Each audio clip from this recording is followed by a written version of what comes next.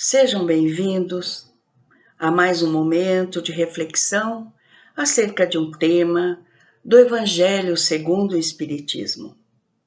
Antes de iniciarmos, façamos uma prece conjunta, rogando a Jesus, nosso irmão, que esteja conosco em nossos melhores propósitos, que nos oriente, nos inspire, para que as lições aqui estudadas e refletidas toquem fundo o nosso coração. Muito bem, o capítulo que hoje nós trazemos é o capítulo 16 do Evangelho segundo o Espiritismo. E ele traz como título Servir a Deus e a Mamon. Já pelo título, nós podemos compreender que vamos trabalhar com escolhas. Neste momento em que vivemos hoje, em que passamos por grandes aflições, momentos difíceis na pandemia e que ainda estamos vivendo suas consequências, é extremamente útil e bom para nós refletirmos demoradamente, com todo o nosso coração, sobre os ensinamentos do Cristo que ele traz neste capítulo. Ele trata todo esse capítulo do nosso relacionamento com os bens terrenos, servir a Deus e a Mamon. A palavra Mamon, pelos estudiosos, foi considerando as inúmeras traduções do aramaico, foi dado como significando riquezas, tesouro, bens materiais, enfim. Outros cientistas, teólogos, afirmam que é aquilo que tem significado em nossa vida, que foi nos oferecido como instrumento de viver. Seja o que for estas traduções, nós sabemos que aqui estamos tratando de escolhas, do que é verdadeiro, daquilo que devemos realmente considerar para o nosso progresso. Allan Kardec, o codificador da doutrina espírita, ele reuniu as passagens evangélicas de uma forma extremamente didática, considerando que, se estudarmos uma a uma, estaremos ao final muito mais habilitados a encontrarmos aquilo que Jesus chamava de o reino dos céus. E Allan Kardec contou na codificação do Espiritismo com um trabalho magnífico da espiritualidade maior, composta de espíritos de alta envergadura moral, auxiliares de Deus e de Jesus na obra da criação, encarregados de proporcionar à humanidade instrumentos que oferecessem um salto de qualidade moral, diferentemente do que estava se praticando à época, onde a matéria, as lutas, as disputas por tudo aquilo que fosse terreno e bem material estava graçando naquele momento onde Allan Kardec esteve entre nós também em missão. Recordando, ratificando as passagens de Jesus, ele ofereceu para todos nós, através de suas obras, através da codificação da doutrina espírita, uma grande oportunidade de relembrarmos, reavivarmos as verdades espirituais. E relembrando a todos quem somos nós, espíritos fadados ao progresso, com a possibilidade de estarmos aqui na Terra, com as nossas experiências, alcançarmos justamente a trajetória deixada por Jesus. o reino dos céus em nós.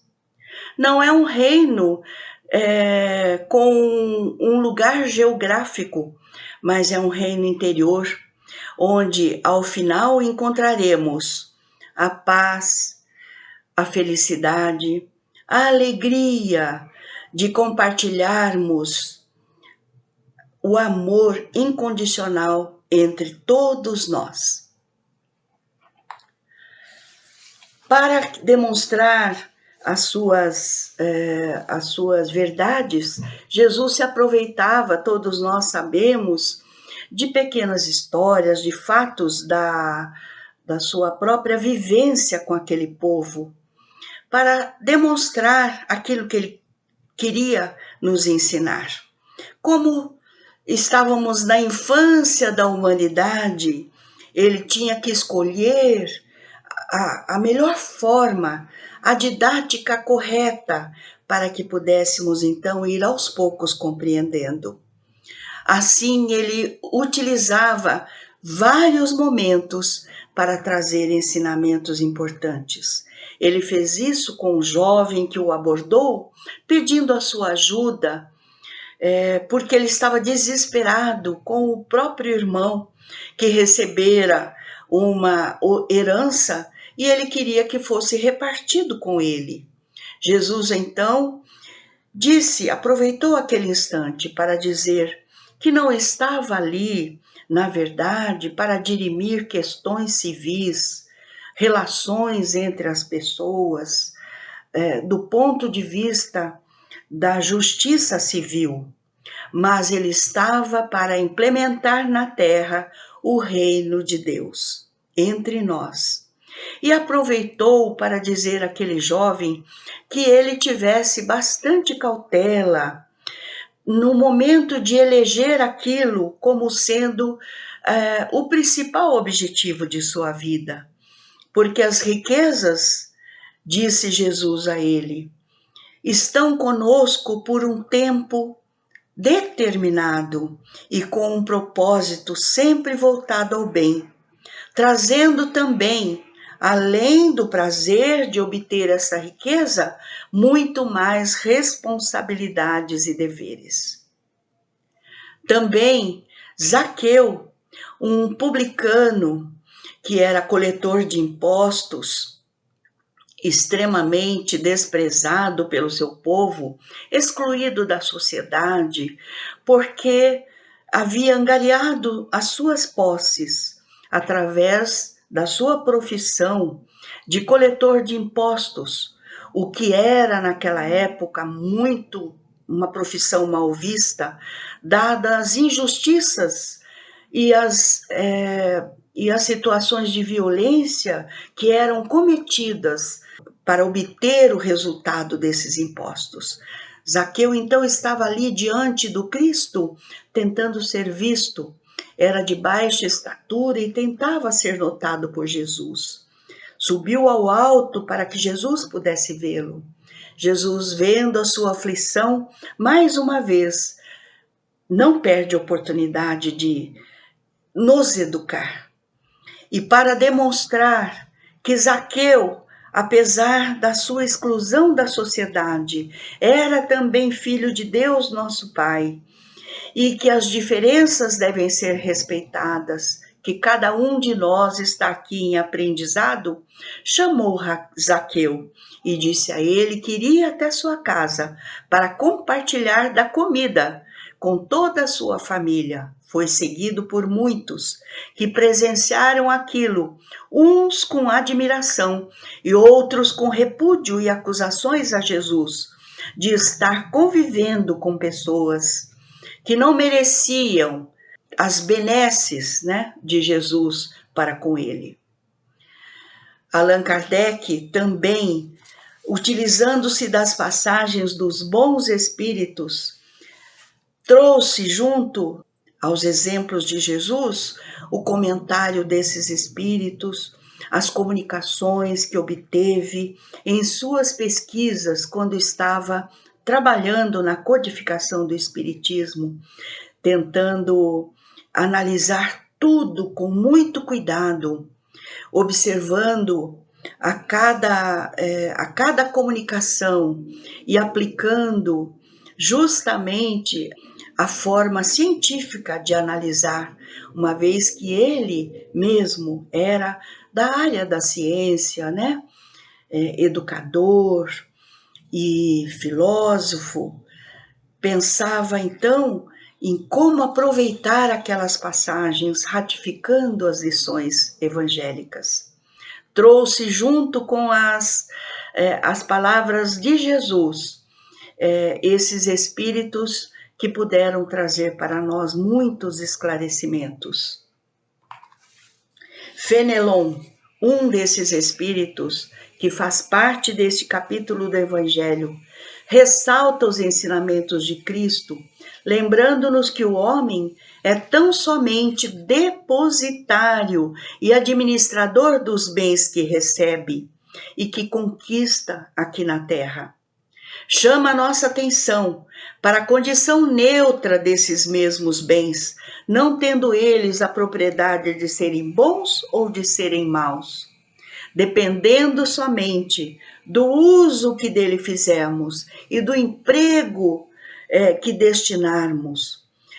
Lembrando sempre que estes bens, bem empregados, significam abrigo a tantos que não têm, auxílio à sociedade desprovida do mínimo necessário, auxílio às ciências, ao progresso, auxílio aos cuidados com a natureza, enfim, é o que este espírito nos trouxe. Disse ainda Fenelon, lá em 1860, que qualquer fortuna concentrada em uma só mão deve ser como uma fonte de água viva, que espalha a fecundidade e o bem-estar ao seu redor. E quem assim realiza é o primeiro a ser beneficiado dessa fonte benfazeja, com saúde, paz e progresso espiritual. Outro espírito também notável, trazendo lições para nós, Lacordaire, em 1863, na Argélia. Cada espírito se manifestava em lugares diferentes. Disse então Lacordaire, que trata do mesmo assunto, afirmando que Deus é o amigo celeste de todos e que nos emprestou a riqueza, não lhe pedindo mais do que o amor e o reconhecimento de que os seus bens materiais são passageiros, tanto quanto a nossa vida corpórea. Dessa forma, Allan Kardec, com essas mensagens, traz para nós esta reflexão importante. Ainda sobre o nosso espírito Lacordaire, ele trata do apego excessivo que muitos de nós mantêm em relação a tudo aquilo que temos. E quando nós falamos apego, não estamos falando somente de grandes riquezas, grandes fortunas, mas estamos falando de todos nós. Estamos falando de apego excessivo a tudo aquilo que for material, mesmo do pouco que possuímos, e que cultivamos em relação a qualquer conquista nossa, fruto do egoísmo que ainda graça entre nós e do orgulho. Coloca em nós uma venda nos nossos olhos, um tampão nos ouvidos em relação às misérias humanas, às necessidades e às carências daqueles que não possuem o mínimo necessário à sobrevivência, à dor do nosso próximo. E agimos possessivamente com a menor coisa que possuímos, sem dar-lhes o destino adequado, recomendado por Jesus e pelos espíritos que cuidaram da codificação do Espiritismo. Por outro lado, Deus não ordena que atiremos fora tudo aquilo que temos para mostrar que somos dignos do convívio com Deus nosso Pai. Porque aquilo que temos é importante para o nosso viver. Deve merecer os nossos cuidados, o nosso apreço, mas de forma comedida, sempre com a consciência que qualquer um de nós, mesmo em nossas carências, temos sempre o que oferecer ao nosso próximo. Um olhar de bondade, um olhar de caridade, seja ela material ou espiritual. Seja ela até mesmo a caridade moral, né? Oferecendo o nosso tempo, o nosso ouvido para ouvir, o nosso coração para contribuir com o bem. A quem vamos servir então? É a pergunta que nos faz a passagem do Evangelho. São escolhas, né? Escolhas. E o que estamos vivendo hoje nos mostram que nem sempre as escolhas que fazemos são as melhores. Em tempos de escassez material, como colocar tais ensinamentos em nossas vidas, em nossas práticas diárias? O que já possamos e ainda estamos passando, vivenciando, nos responde. Chegamos à conclusão, muitos de nós, nestes momentos de dificuldade, que o verdadeiro bem e o que importa é tudo aquilo que é essencial. Se na falta das riquezas soubermos repartir o mínimo que temos, seremos sem dúvida sustentados por Deus nosso Pai em nossas dores também, em nossas aflições. Para que possamos melhor compreender que escolhas devemos fazer, retomando o que dissemos no início, né, que estes ensinamentos têm sido alvo das nossas preocupações em tempos de pandemia, nos sentimos vulneráveis, tivemos muitas perdas de toda sorte, materiais, espirituais, perdas de pessoas queridas, mas tudo isso nos tem ajudado a escolher melhor e o que fazermos com tudo aquilo que temos, e que as dificuldades materiais têm nos proporcionado algumas conquistas verdadeiras. Que conquistas verdadeiras são essas? São aquelas do coração, são as conquistas do sentimento. Por exemplo, aprendemos a valorizar o que temos, por menor que seja a condição material. Nos tornamos mais humildes diante da necessidade, combatendo em nós o orgulho que ainda faz parte de nossas vidas. Passamos a ser mais humildes, uma vez que precisamos de todos.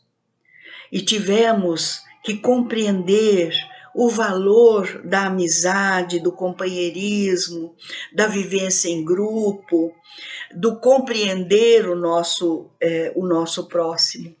Passamos a ter um olhar mais sensível e caridoso para com o sofrimento dos outros. Exercitamos a solidariedade e a compaixão pela dor do semelhante. E estamos aprendendo a escolher e a valorizar tudo que é essencial para a nossa vida. O amor incondicional, aquele que não requer retribuição, paga, de qualquer natureza. Aprendemos a ser gratos, a ser mais gratos com o mínimo e com o olhar de compaixão que recebemos.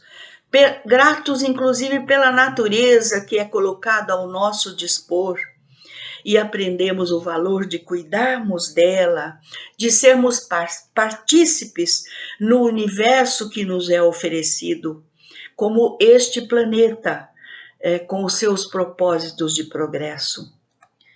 E principalmente aprendemos também a preservar o significado verdadeiro da vida, a promover mais paz, a sermos mais pacientes, a darmos valor à união, pois somos seres sociais e filhos de Deus, e jamais estaremos sós em nossas lutas diárias.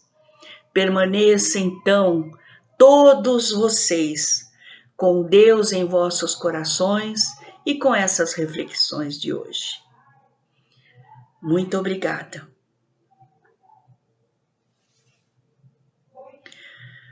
Aproveitando o momento em que estamos aqui diante de Jesus, nosso irmão, vamos lembrar daquelas pessoas do nosso convívio que estão muito necessitadas, tanto no campo da saúde, nas necessidades físicas e espirituais, rogando aos amigos espirituais que nesse instante, através do nosso pensamento, sejam conduzidos até eles, num abraço fraterno, distribuindo a cada um os fluidos benéficos do alívio de suas dores, da reconstrução, do refazimento, da coragem, para que possam prosseguir em suas vidas. Vamos pensar também nos nossos familiares, nos mais necessitados, para que eles sejam atendidos por Deus, nosso Pai. Aqueles que já se foram, que recebam o amor do plano espiritual e o nosso melhor pensamento de gratidão. E em relação a nós, que tenhamos sempre o auxílio benéfico de Jesus e suas lições em nossos corações, para que saibamos viver o significado real das coisas, vivenciar as verdades espirituais, sempre com a certeza de estarmos acompanhados de Deus nosso Pai e dos amigos do bem, que tanto nos auxiliam na nossa proposta de vida nesta encarnação. Permaneçam todos com Deus em vossos corações.